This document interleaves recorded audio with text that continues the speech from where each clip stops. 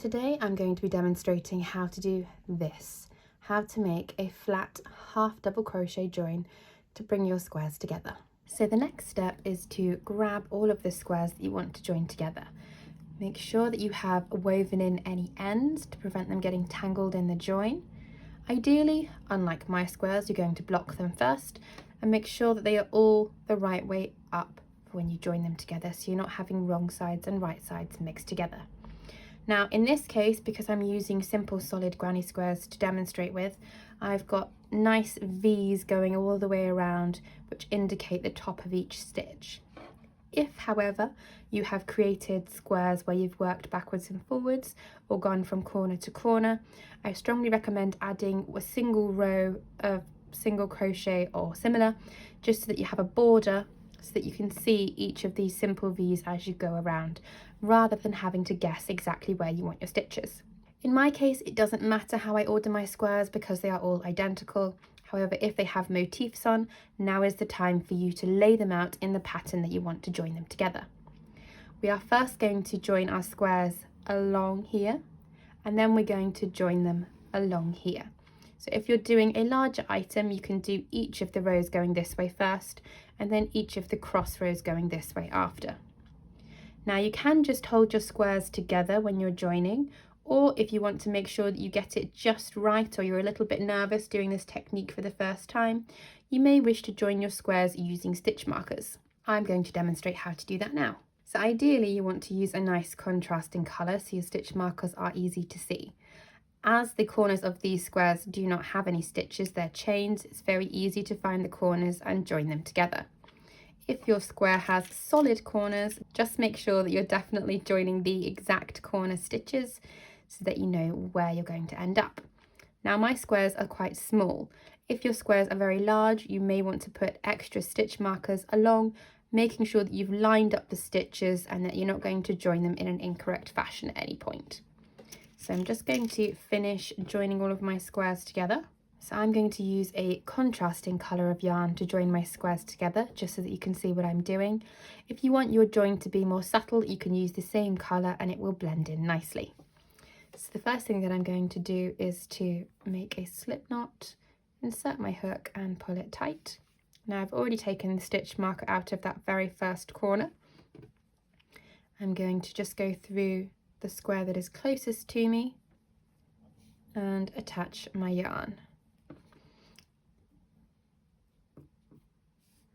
Okay, then I'm going to chain one and place a half double crochet because I am doing a flat half double crochet join.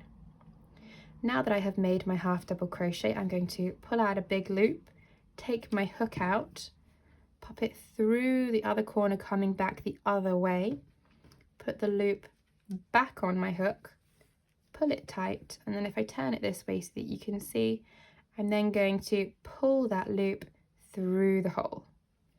Next, I'm simply going to place another half double crochet because I do have 2 stitches into each hole as I go along. If you have a solid corner, then you're just going to move on to the next stitch.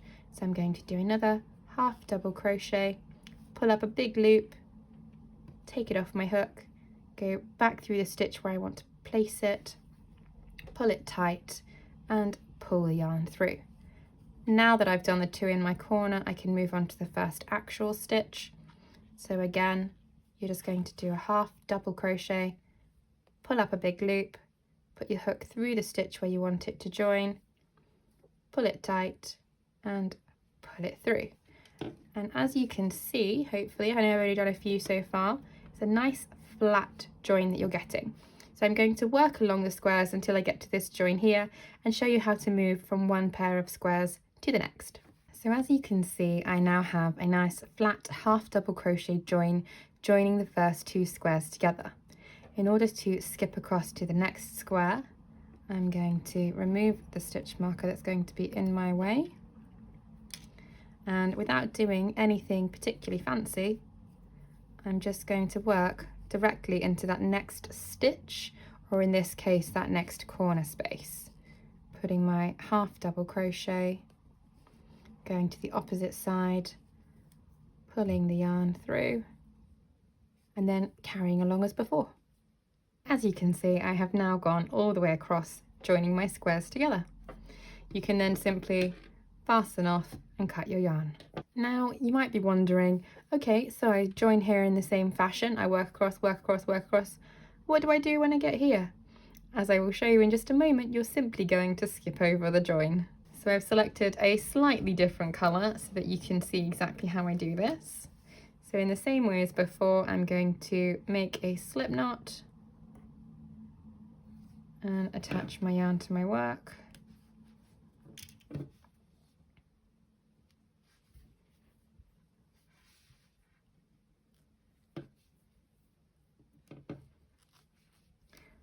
And start making half double crochets. Take it off, go through the opposite corner, tighten up and go through. So meet me where the squares join together. So here you can see I've worked all the way up to that join that we're coming across now. So I'm simply going to take out the stitch marker on the other side, skip over the join and place my half double crochet into the next stitch that I would normally work into. Pull up my loop, go into that opposite side, pull my stitch through, and I'm simply going to carry on in that same fashion.